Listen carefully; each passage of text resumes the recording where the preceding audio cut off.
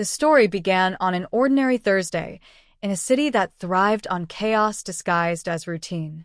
Rain had been falling all night, and by morning the streets shimmered with puddles that reflected the dim glow of street lamps. Somewhere between the honking horns and hurried footsteps, a man named David Crane moved through the day unaware that his life was already being dismantled, pixel by pixel, frame by frame. David was the kind of man who kept his world carefully aligned. He worked at a mid-tier law firm, not flashy but respectable, and lived in a small apartment on the edge of the city where anonymity was easy to maintain. He was neither ambitious nor careless, a man who sought balance, if not excitement. But balance is fragile when the digital world decides to twist reality into something unrecognizable. The first cracks appeared in the form of whispers. A colleague at the firm avoided eye contact. A neighbor, usually quick with a polite greeting, closed the door faster than usual. Even the barista at his regular coffee shop gave him a stare that lingered too long. At first, David dismissed it as paranoia, the kind of unease that sometimes grew in silence. But soon, the whispers transformed into pointed accusations. It came to him in the most modern of ways, a viral video. Someone had sent him a link, and though he resisted clicking it for a few minutes, curiosity pulled him in. What he saw nearly brought him to his knees. There he was, David Crane, speaking in a calm, steady voice, confessing to crimes he had never committed: fraud, embezzlement, a trail of betrayals lying neatly like a case file ready for court.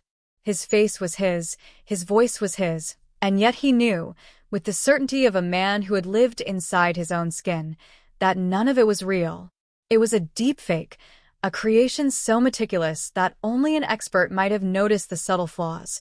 The way the eyes blinked a fraction too slowly, the shadow under the chin that failed to move naturally with the light. But no one watching casually would question it. The video had already spread across platforms, devouring his reputation with each share and comment. The fallout was immediate. His firm suspended him, pending review. Friends stopped answering calls. His sister, who lived 3 states away, asked him in a trembling voice if any of it was true. Even his landlord hinted that perhaps it would be best if he moved out sooner rather than later. Every part of his life, tethered to trust, was unraveling. David turned to the authorities, certain that the system built to protect would see the truth. He filed complaints, spoke to detectives, presented every shred of evidence he could. But the law was slow, its gears grinding sluggishly against the fast-spinning machinery of digital chaos. The detective assigned to his case, a tired man with thinning hair and eyes dulled by too many unresolved files, admitted that proving the video was fake would be nearly impossible without tracking down its creator. So David took it upon himself. Days blurred into nights as he scoured forums, read about deepfake technologies, and traced the patterns of how these digital ghosts were built. He discovered that the video had originated from an anonymous account, one that disappeared as soon as the upload reached its peak virality. Yet the fingerprints of malice were everywhere: the choice of words, the timing of release, the precision of the lies. Slowly, he uncovered hints of a shadow lurking in his past. A former client, ruined by a case David had worked on. A man who had sworn that justice was nothing more than a mask worn by those with power. Could this be revenge? Or was it something deeper, someone trying to erase David not out of hatred but because he served as a convenient scapegoat? As the weeks passed, his world shrank. He no longer dared to walk freely, for strangers recognized him and spat accusations under their breath. At night, he imagined the faces of those who must be laughing, watching his life unravel from behind glowing screens. But David was not ready to disappear. He found an ally in unexpected form: Maya, a digital forensics expert who had once lectured at a local university. She believed him, perhaps because she had seen too many similar cases brushed aside.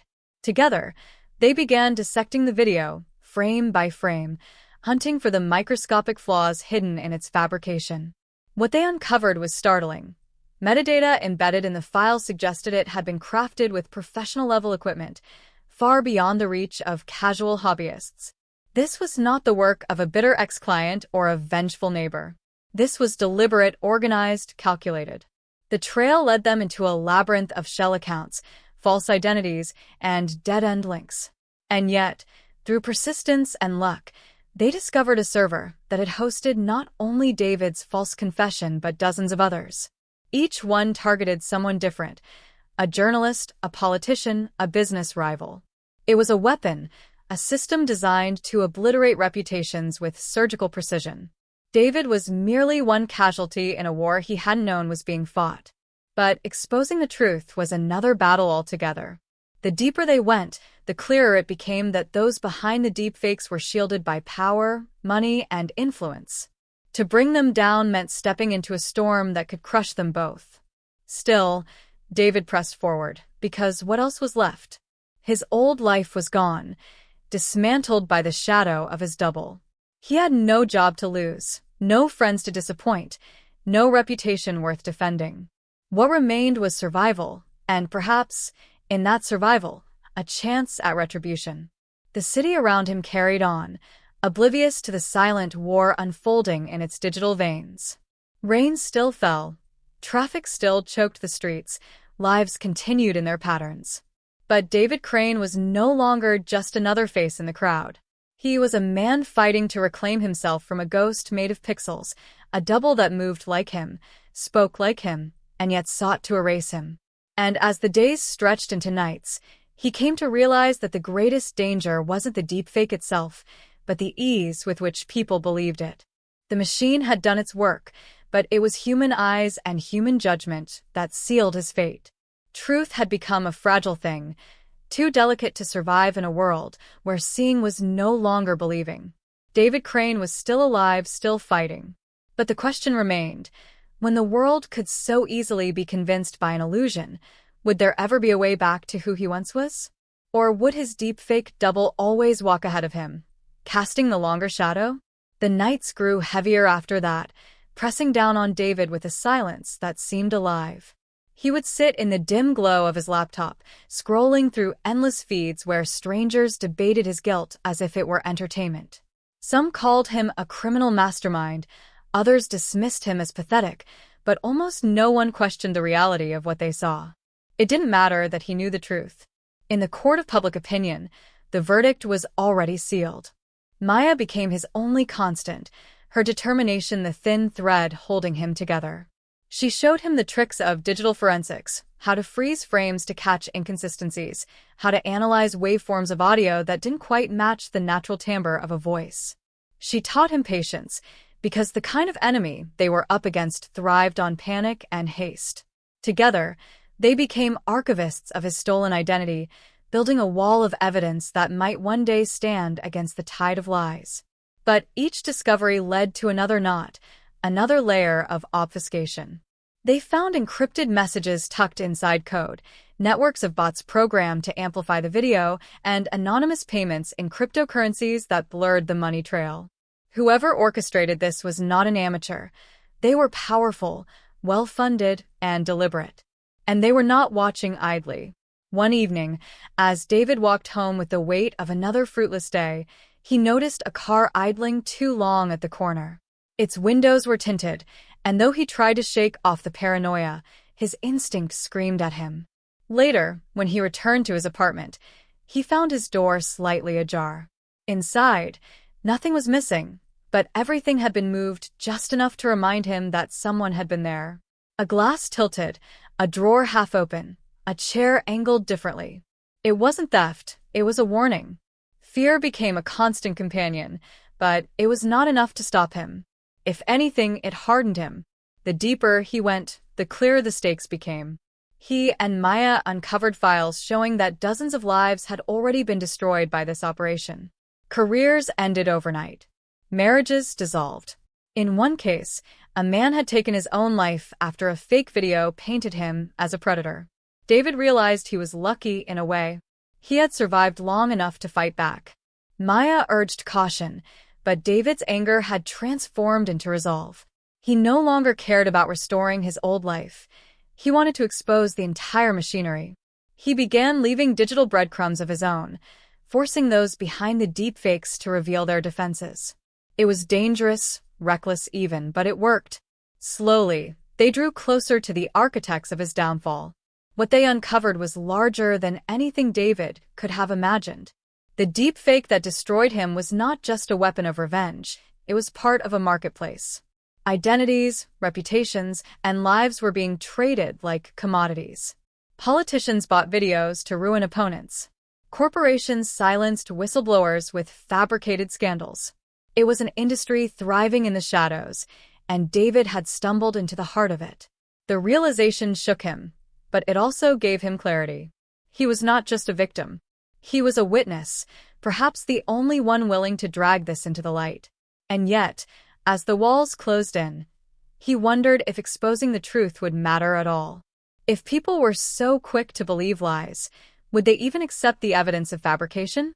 Would the truth, even when revealed, be strong enough to erase the stain of his double?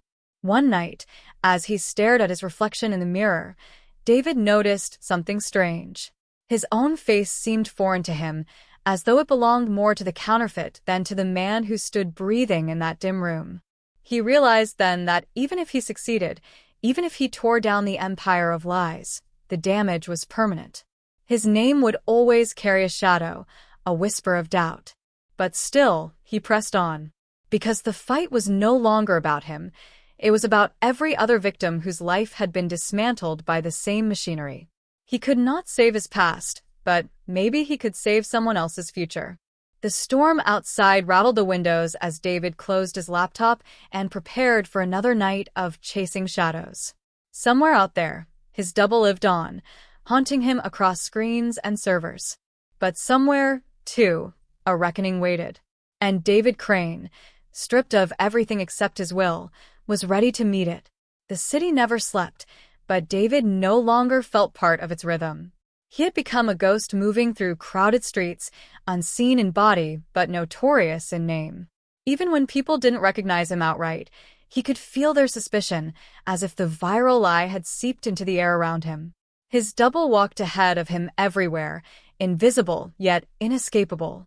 Maya kept urging him to stay focused, reminding him that the truth wasn't just about clearing his name, it was about cracking open the entire system that thrived on deception.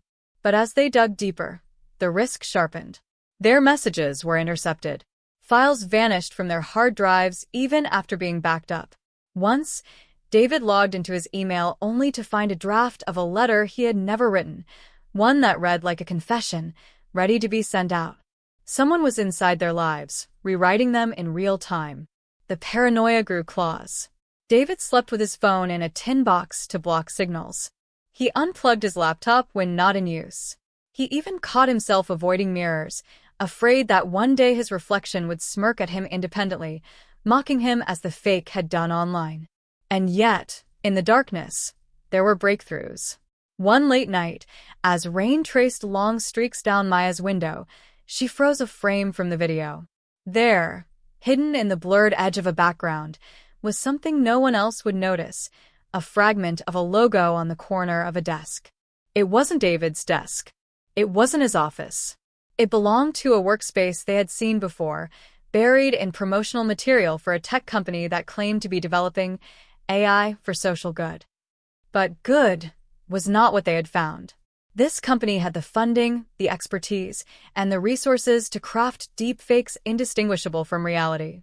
Officially, it presented itself as a research hub, a leader in artificial intelligence ethics.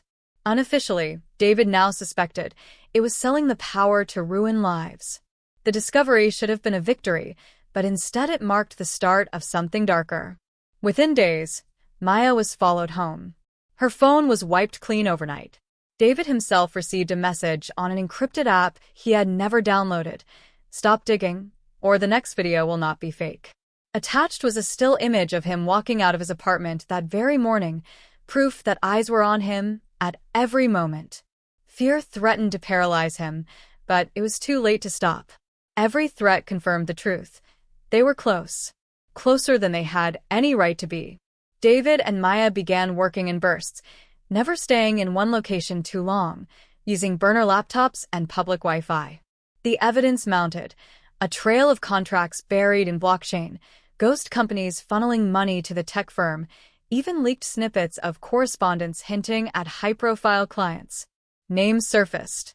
Names of people with influence, people who could crush them with a word. Each discovery tightened the noose. David couldn't shake the sense that he was being herded, manipulated like a pawn on a board far larger than he could see. And maybe he was. But there was also fire in him now, burning away the doubt.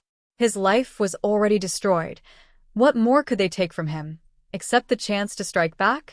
The more he stared at the glowing screens, the more he began to understand the true scale of what was happening. This wasn't just about him. The company wasn't just fabricating lies. It was rewriting reality itself. Truth was being auctioned off to the highest bidder, and anyone could be made guilty or innocent at the flick of a switch. Late one night, Maya asked him if he really understood what it meant to go further. To expose them was to declare war on people who lived untouchable, shielded by wealth and power. Once you cross the line, she said, there's no going back. Not for you. Not for me. David looked at her, exhausted, his reflection pale in the laptop's glow. I crossed the line the moment they made me someone I wasn't, he said quietly. Outside, thunder rolled over the city, as if echoing the truth of his words. Somewhere in the shadows, his deepfake double continued its work, whispering lies into the ears of strangers. But David Crane was no longer running. He was hunting.